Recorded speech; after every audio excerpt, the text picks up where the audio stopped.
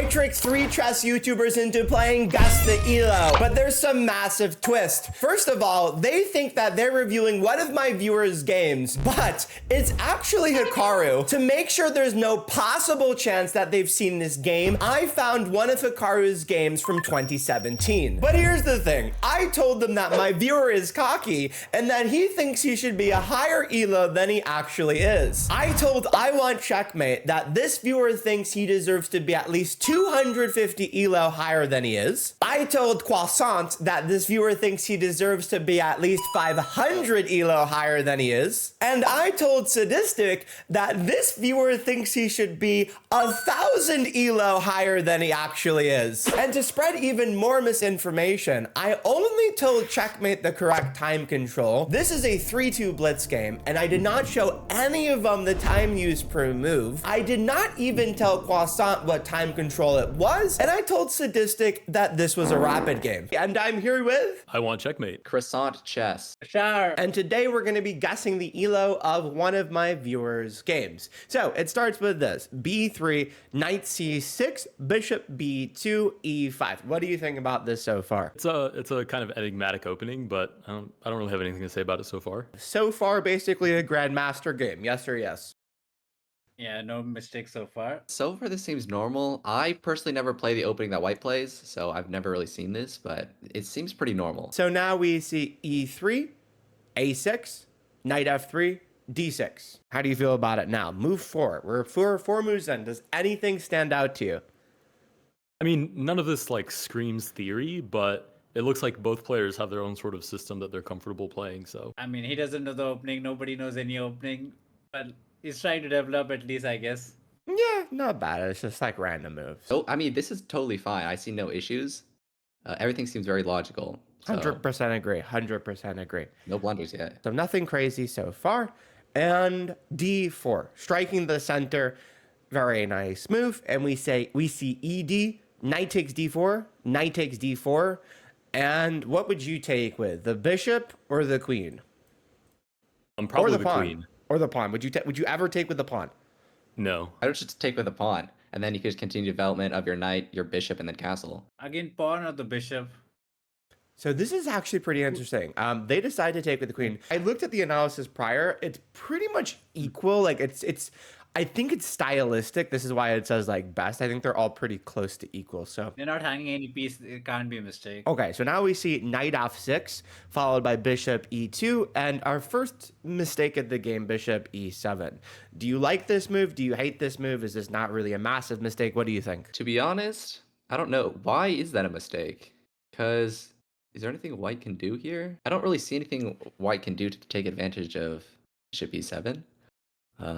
Maybe, I mean, if I were white, I would just castle here, I think, right? That just looks like such a natural move. I mean, if it's a mistake, it's an engine mistake. He's just ready to castle. It's fine. Yeah, exactly. That's what I think. And now we see bishop f3. Now, I thought this was an interesting move. What do you think of bishop f3? I would have developed the knight or castle or something. Yeah, I don't know. I think he's just trying to attack like the pawn on b7, but if I were him, I would have just castled, right? I think it's better placed on f3. I don't think it's a priority though, and I'm not sure why the engine thinks that's a miss. That's very curious to me. In my mind, like I would be thinking either castling, maybe developing the knight may be better, may be worse, but it is what it is. Okay, so now we see black castling and another inaccuracy, c4. Now, I think c4 is a very interesting move. What do you think about c4? I would say c4 is kind of along the lines of bishop to e7. It feels really natural. I mean, I wouldn't, like as a human player, if you showed me c4, knight d2, or castles, like between those three, I would kind of say it's sort of a toss-up. I don't think that's terrible. I mean, I would prioritize castling first, because then you could get your rook onto like the e file and then push your e pawn. But I don't hate c4. You like this move or what? Not particularly. I was like, develop the knight, castle, long castle, do something. Lot of really random moves. I would 100% agree. Okay, and then black plays this interesting move, c6, with the idea of maybe developing their bishop, taking the pressure off the pawn. Okay, great. And now we see knight c3, developing the knight finally. Finally. Yeah, finally. And white's still not castled, but they're in no danger. So bishop e6, and white finally decides to castle on move 12, and we see queen c7 connecting the rooks. What do you think so far? I mean, it's about even.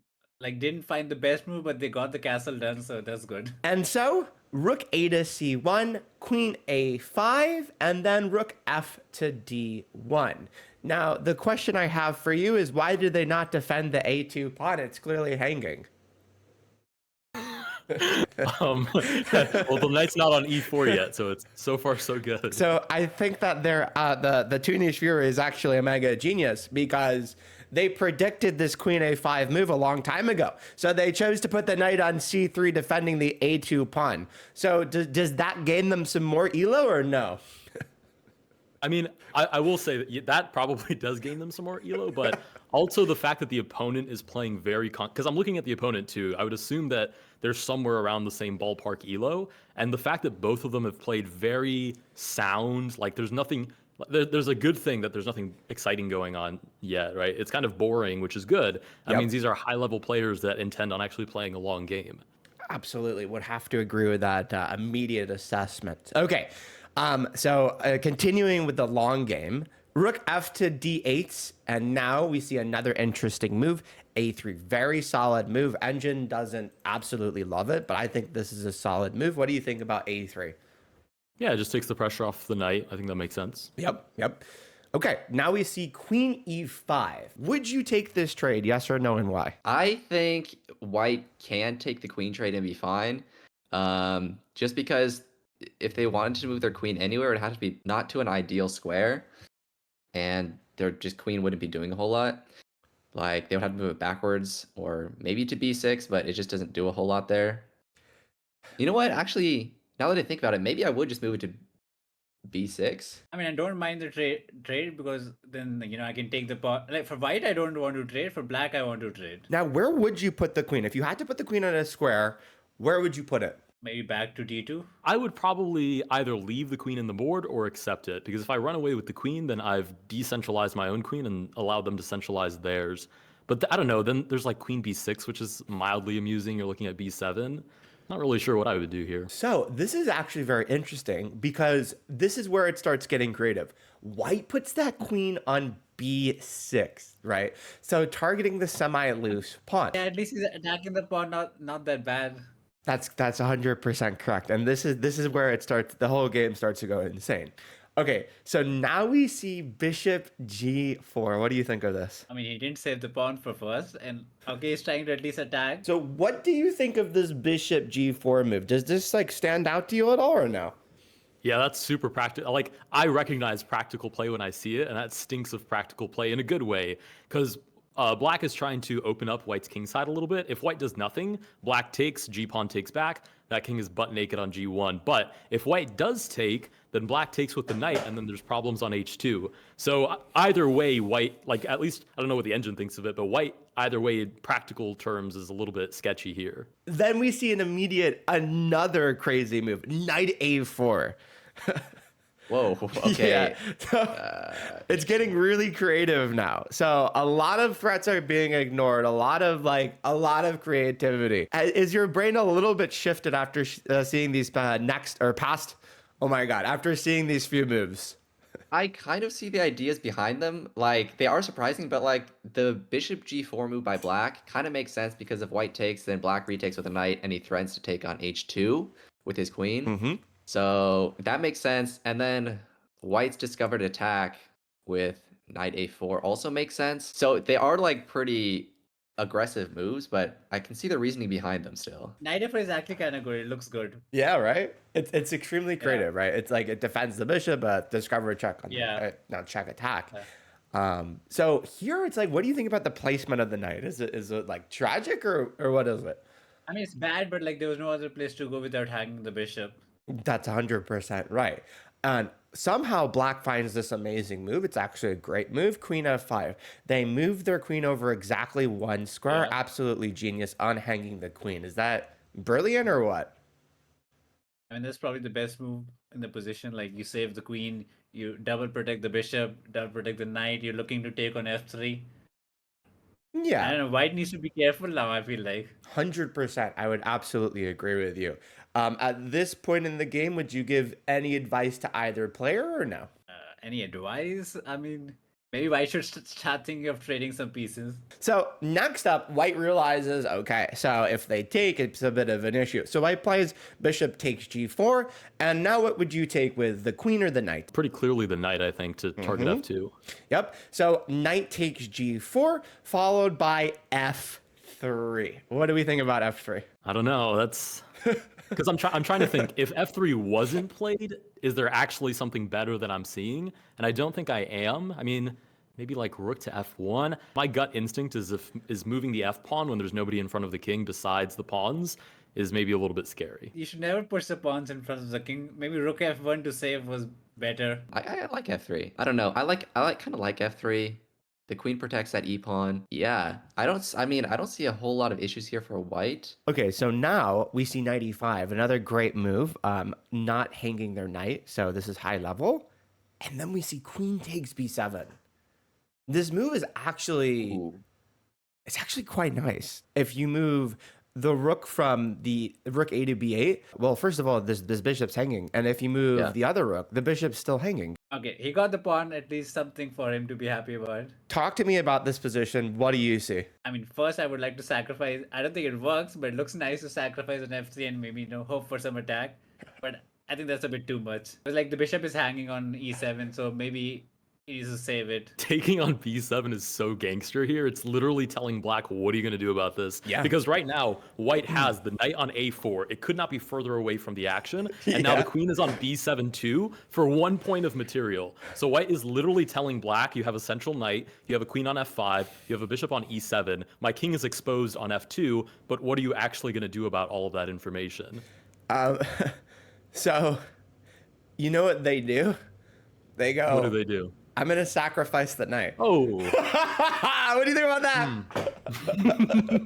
Okay. I mean, I respect it. I respect the full commitment to the attack, but I hope they have a follow-up there. Well, after GF, they do have a follow-up. It's queen takes f3, this amazing blunder. What do you think about that? Oh, man. Okay, so the bishop is gone. I mean, black at this point is now looking for threefold, I think. That devolved very quickly, unfortunately. Oh, maybe should have saved the piece. Yeah, Okay.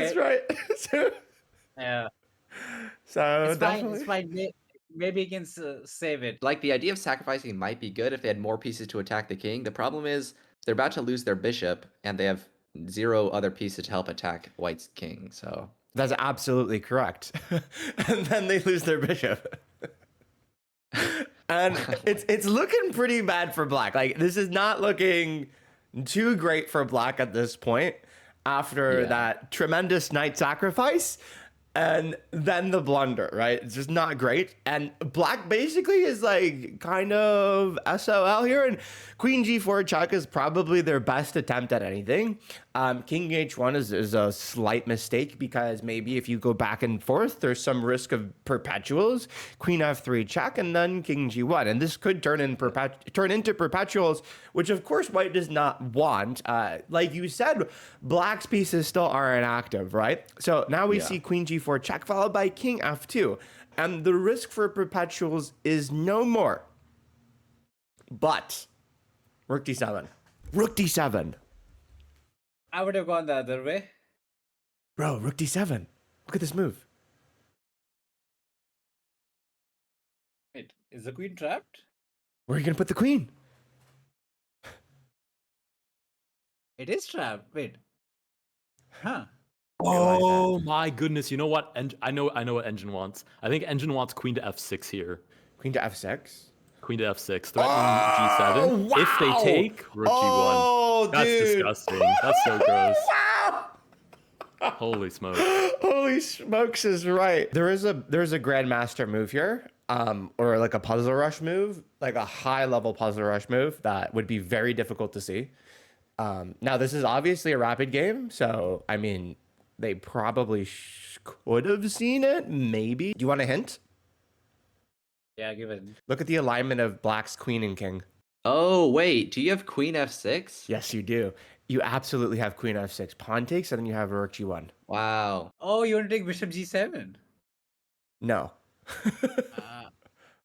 Oh, I mean, queen f6? Queen f6, stockfish move. Yeah, Pawn nobody's takes. playing that. I mean, yeah, in some sense similar to g1, just a bit forcing. Yeah, so this is the only move to win the game, right? Yeah, nobody's playing that. If white is playing, he's getting banned. Literally, right? So obviously that's like a GM tactic that is not found, even though it's a rapid game. And we see queen takes d7. It's a I mean, blunder. that's reasonable try. 100%. I think it's reasonable too. I think it's probably the most reasonable move in this position. Okay, so queen takes d7, queen takes, and white has 4 pieces, right? So it's not, it's like definitely not hopeless. Right, so this could be anyone's game. Okay, so now we see rook g1 putting pressure, obviously, on the pawn. Nice little alignment, and black doesn't care, and they play queen f5 check, swinging the queen, king e2, and now g6. Obviously, they're. I mean, this is fine here. And we see this c5 move, aiming to develop the knight.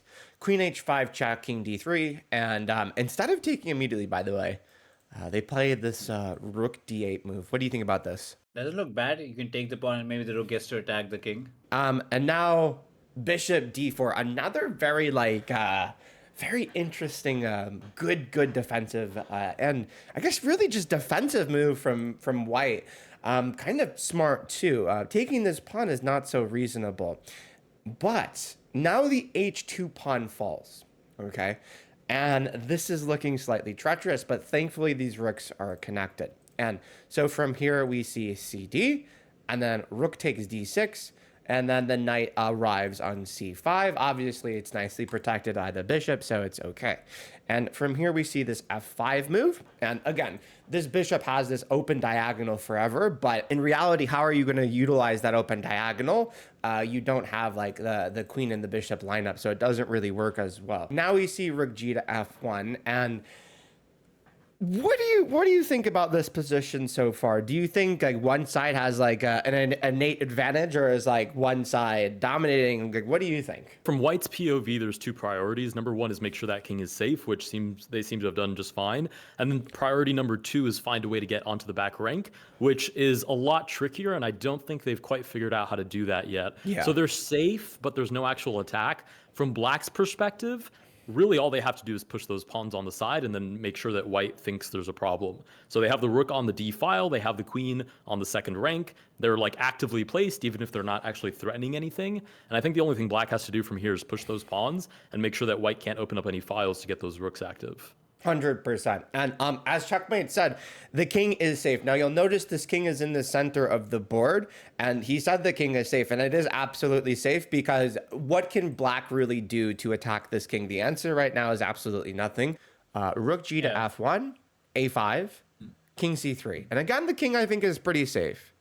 Queen a2. Yep. Kind of doing fine on d3. Why are we moving the king? Let him chill there.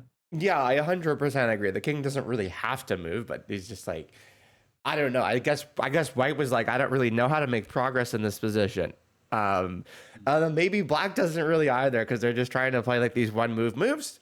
Rook a1, queen e2. They're just trying to be annoying. Rook f to e1, queen b5, and they're kind of grasping at straws here. And then we see this interesting b4 idea. Obviously, white wants to play on an open file. There is none just yet. And we see rook d5 now. Rook d5, very interesting idea, followed by relatively unprompted, like knight b3. And then we see a4. Whoa. Yeah, a4. Amazing. Okay. And now the knight is just, I mean, absolutely chilling on this outpost on c5. So now we see king f7 followed by e4. And again, white just wants to open up some files. I mean, the rooks are useless otherwise. Yeah. Okay, so we see fe, knight takes e4. Now, would you take with the knight here or the rook? What do you think? Let's see. If you take with the rook, does the queen have anything? I don't think so. I think taking with a rook would be fine too. Yeah, I mean, remarkably, the queen has nothing, right? And the king is still in the center of the board. Yeah. But I digress. Okay, so knight takes, and then we see c5. And now, rook f1 check, followed by king e7. And any more thoughts so far, or should we keep going? I thought it was crazy that like 2 moves back, without even I didn't even notice it happening until I was trying to think of what black would do. Like, black's queen isn't trapped, but you look at it and you kind of notice that it doesn't really have anywhere to go. It can go back. It can go to a6, b7, or b8. That's pretty much it. It can't move on the diagonal. It can't move on the rank. Obviously, it can't move down the file. It can't move through its own rook. So weirdly enough, somehow white has like corralled the black queen onto b5. And having those two pieces, the black queen and the black rook, actively placed, suddenly that's not the case anymore. It's really just the black rook kind of standing on d5. So you're saying that this queen might become a problem for black. I would at least argue that they need to get it out of there if they want any attacking chances. I guess we'll see what happens. So c5, rook f1 check, king e7, and then knight takes c5. And this, again, this knight is so annoying.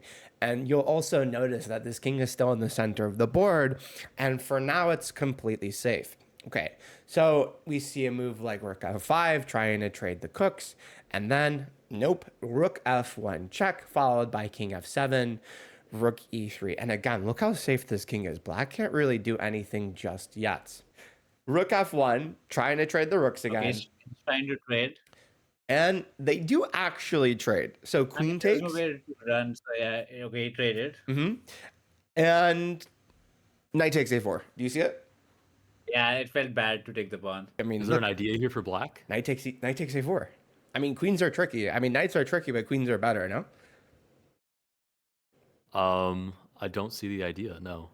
Well, amazingly, now keep in mind this is a blitz game. Now, amazingly, black finds this resource: queen c1 check, king d3, queen d1 check, Oh, and the knight hangs. picking up the Yeah. knight, and then knight takes a4, blunder. Do you see it? I assume it's something. Let's see with the queen. I mean, not queen. Wait, queen a1. No, that doesn't work. I don't see it immediately. I assume you just put the king in check until you like fork some pieces. Yeah, no, exactly. Well, amazingly, black Queen actually did C1? spot it. Yes, queen c1, exactly. Okay. King d3, and then queen yeah. d1, and then you're picking up the knight here. Now, at this point in the game, this is not a time scramble. I think both players had around a minute on the clock. You should know that. I'm not showing the time, but just know that. This is a very interesting position, but I think black really does have like incredible odds here to win. Obviously, these pawns are incredibly annoying, even though that there's these two things and then these two things.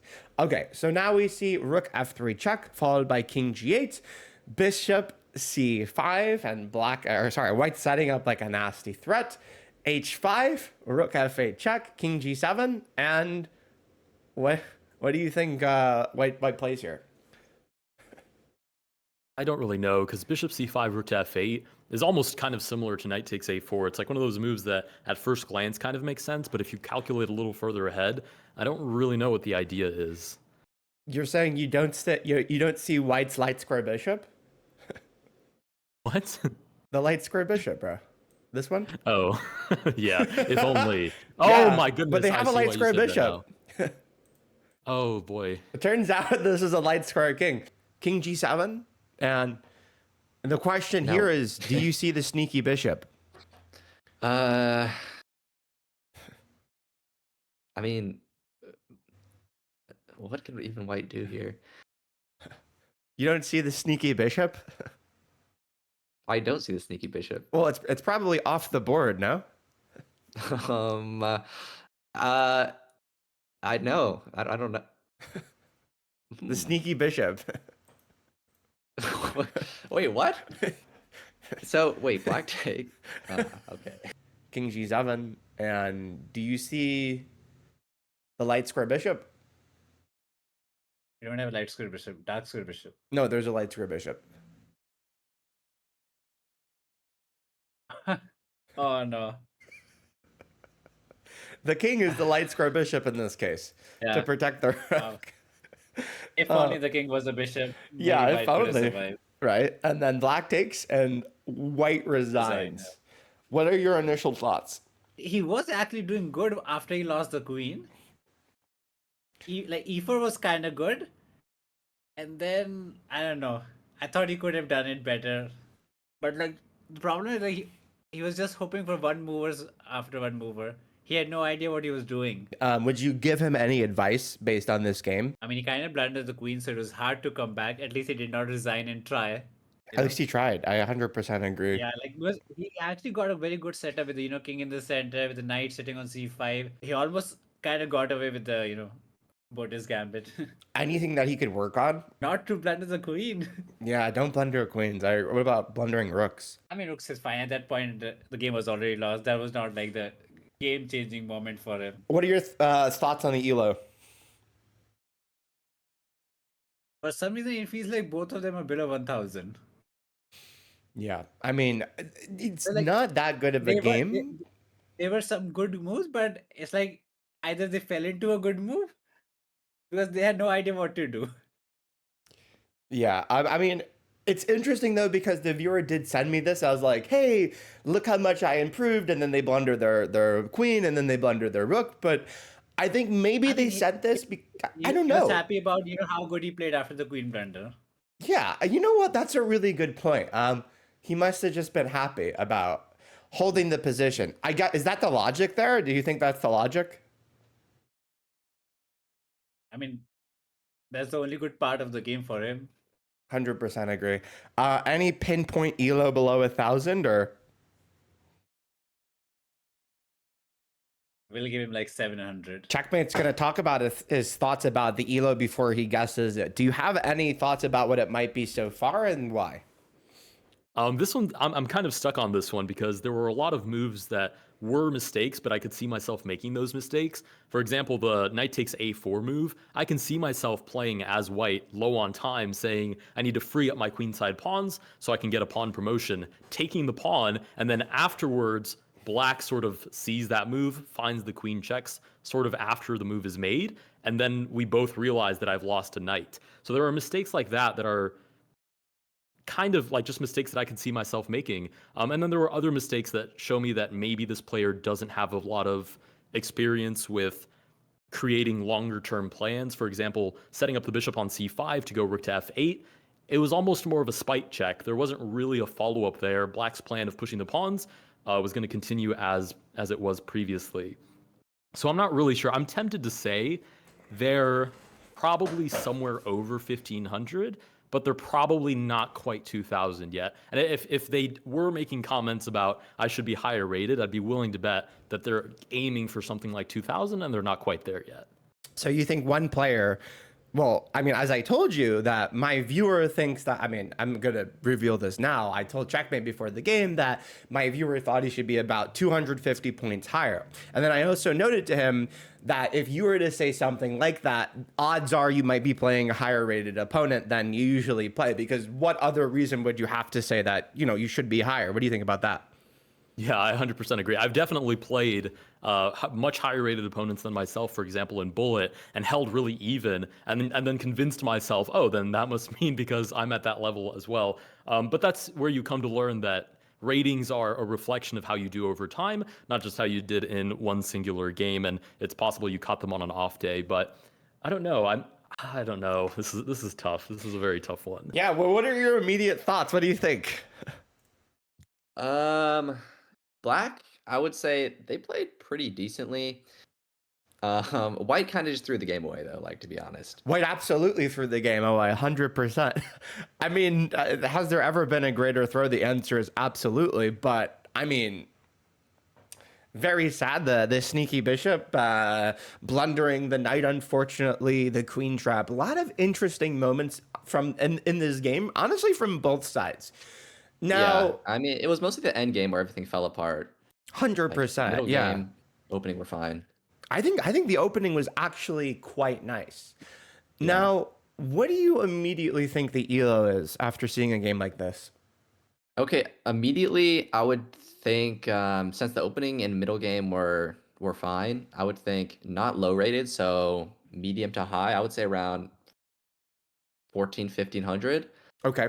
Especially since the end game was a little strange. All the games I see, 1,500 people always have good middle game opening, and their end games struggle a little bit. So that's my initial thoughts. Fair enough. I think that's very fair. Would you give any piece of advice to either of these players? For white, especially just in the end game, when you have a bunch of like minor pieces or bishop, knight, rook, and they have a queen, just always have every piece protected because the queen can fork a bunch of pieces when it's free to roam around, and that's what happened. What do you think about the sneaky bishop incident? Yeah, okay, that was a little disturbing. Also, it might have just been them like giving up, like, oh, I can't win. Okay, I'll just take this and resign. But yeah, that was just sad. I mean, to be Yeah, honest. honestly, super unfortunate way to end a game that I thought was relatively interesting. Okay, so final guess around 14 to 1500 elo, right? My final exact guess would be, let's see. Um, I feel like if they were super high, like 1800, they would have resigned earlier because I mean, I feel like they're just losing. So I would go, final guess is 15, 20. Okay, fair enough.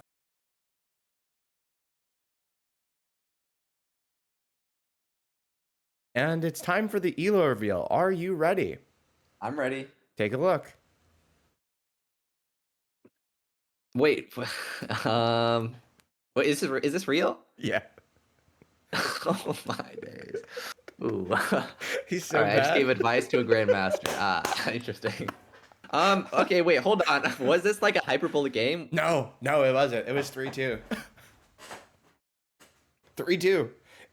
Increment 2. By the way, these mistakes, by the way, that rook mistake, I think he had around a minute left. Whoa. Yeah, he wasn't even under Wait, time pressure. so when you said not even a grandmaster would see this, you were actually right. Whoa. Because I was thinking, no, grandmaster would definitely see that. That's right. I mean, Whoa. that tactic, it's definitely a high level tactic. It's an insane tactic to see, but you know, I think that was a very interesting moment with the queen f6. I mean, but that's the interesting thing about like grandmasters, that apparently they're humans and they're people too, and they do unfortunately make mistakes, which is something I don't think many people actually grasp until you start, analyzing and looking into some of these like blitz games. You'll see a tons of mistakes, queen blunders, rook blunders, things like that, and we saw that in this game. Now, something interesting to point out is that this game took place in 2017. Now, a lot of people might be commenting and saying, hey, well, that was in 2017. Hikaru was a noob. Well, he was actually pretty far off 2000 because he was pretty high in the ranks. He was just about 3000 elo. And the funniest thing here is actually his opponent is lower elo, just a newbie 2600 GM. And whoa. What do you think the accuracy was, though? Accuracy of this game, like high 60, low 70s. It actually wasn't even that bad. This game was, let's see. This game was about 79 for Hikaru, Okay. 82 for his opponent. Obviously, they're both grandmothers, so it's a little different. Now, Hikaru played like a 2600. The opponent played like 2700. Now, that is often estimation of their elo. The funniest thing is, what do you think Hikaru's endgame accuracy was? Endgame, 62? 35. Oh. Yeah, the endgame there was not the greatest. Yeah. The sneaky bishop strikes again. Yeah, it is funny though, because the opponent's mistake opening was 86 accuracy. Yeah. Hikaru's only good opening was 96. Middle game 79-4, opponent's 79-5, and obviously their opponent's endgame accuracy 93-6. So I mean, definitely a very interesting game overall. And it should be known that even grandmothers make mistakes too. All right, any final remarks, Mr. Croissant?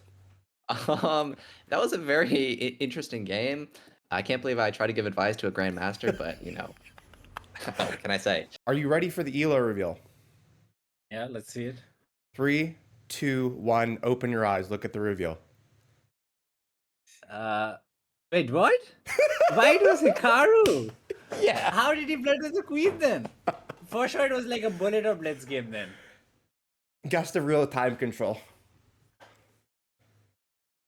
Less than 60 seconds. 3, 2. 3-2? Yes. The 3+2. Yeah, no. By the way, at the end, no time scramble. This was not a time scramble. Like I think you had close to a minute nearing the end.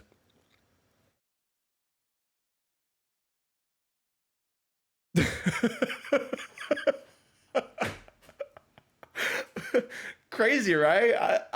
Guess when this game was from? Because I wanted to make sure that you did not know about this game. I thought this game was amazing for Gus the Elo. Gus the Euro was from. I thought it was some title Tuesday. I'm just guessing. No, it wasn't. This is from 2017, not a Titled Tuesday, just a random Blitz game he played. Maybe it was Titled Tuesday, but actually I have no idea. I don't think so because the event doesn't say that. If you go to the share, I don't think it says Titled Tuesday. It was. Never mind. I take it back, dude. Holy shit, you just cooked. It was a Titled Tuesday. I take it back. Hey man, I guess you taught me something. Yeah, so apparently this was from a Titled Tuesday. I thought this was a random game. Now the 3-2 makes sense the more that I think about it. Yeah, and the funniest thing is that he was also close to 3,000 elo at the time. So what do you think about that? Kind of crazy, right? Yeah, kind of crazy. Hikaru giving queen and Not finding the GM tactic, huh? How could you not find it? I mean, he was never finding queen f6, but Right? I guess yeah. Imagine someone played that against you and saved their queen. I mean, they're getting reported. Yeah, 100%. That would be so insane. Oh my god. But yeah, I thought the funniest moment of this game, I thought was this. Like this will throw off so many people. Like I think just That was seeing probably this. like mouse flip, I'm guessing. Yeah, I wonder if it was, but like also my brain was like, where was this a mouse flip to? Like where was he trying to put the rook? Like I like logically, was he trying to play like rook f3 or something? Like Yeah, maybe just go back. Yeah. Yeah, this is definitely unfortunate. I think at this point in the game, I think he had like 40 seconds on his clock too. I'm actually curious Wait, about. how much time did the same had? Because if he had like less than 1 second, maybe Rook F7 was tried to cancel pre-move and flag him. No, bro, not even. Okay, so at this point in time, Hikaru had 56 seconds on his clock, and his opponent had 28 seconds. Yeah, then it was probably a mouse slip, or he just wanted to resign or something. 100%. Yeah, so I really thought this was interesting because there was no time scramble too. I mean, a lot of this looked like a time scramble, but like not even a time scramble, definitely a good amount of time, especially for a GM. All right. Any final remarks? I mean, now the opening makes much more sense. Yeah. Especially like B3. Because Hikaru likes to play all these non-standard opening business against kids in Title Tuesday. Yeah. Nobody knows what to do. I think the funniest one of my favorite moments in this game was where was it? Was actually C4. I thought C4 was like hilarious.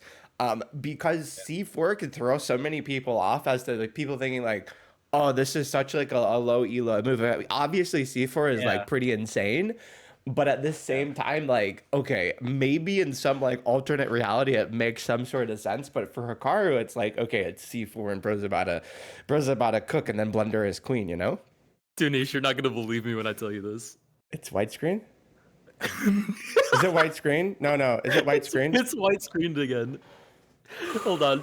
Should I just See the elo? What do you think? There we go. Wait, what? Ha! This was a Hikaru game? That's right, it was Hikaru! Oh my goodness. Wait. Go to the game review and what's the elo that it says they played at? No. Go to the game review. What elo did they play at according to the game review? That is insane to me. Not even that bad, like 79, 82. By the way, this was also 3-2. Well, I mean, the rating's always fake. You know, this is always fake. Oh, that's true. Wow. Opening 96, by the way, 86, 79, 79, 30. Can I be totally honest? Yeah. Totally honest. If you showed me this game 100 times, 100 out of 100 times, I would not have guessed over 2,000. That's right. It's an amazing game. It's a 3-2. That's so crazy. And you know what? Every single person who comments on this is going to be like, oh, I would have known it was Hikaru. I know all about Hikaru. No, you don't. You would have thought. Well, he also played at 79. We've both played many games over 79% accuracy. Yeah. There has to be something said about the fact that this game is an outlier, but that is What about such an outlier that it's insane. That's he very missed. crazy. He thought this was his. He had a light square bishop, but it was a king actually. Oh, is that what he said it was? Yeah, it was a light square bishop, but it's actually a king. Yeah, so this is a Hikaru game. You've kind of been tomfooled a little bit. What do you think about that? That's so crazy. You know what's even funnier? If you had not given me any context, I think I would have given you the exact same answer. I was as objective as I possibly could. I thought this player wasn't even as good as I am, and I'm not even an all-star or anything of that species. I genuinely thought this is like a sort of run-of-the-mill, weird, funky chess game. And the funniest thing though is that this is a Hikaru game from like 2017 actually, and that might piss people off. And like, it's from 2017. Dog, he's almost 3,000 elo. Okay. Oh, in 2017, Hikaru was like 1,200. Any Oh final my goodness. remarks, my friend? What do you think about this? Are you a little bit confused?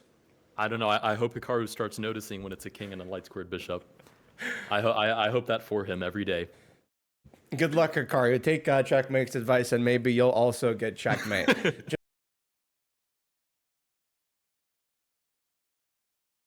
Today I'm here with,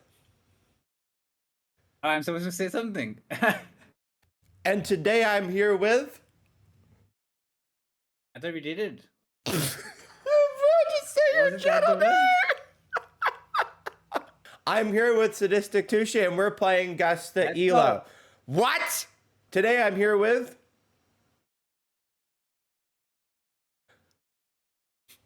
Bro, you're fucking killing me. You said don't interrupt, so I didn't interrupt this time.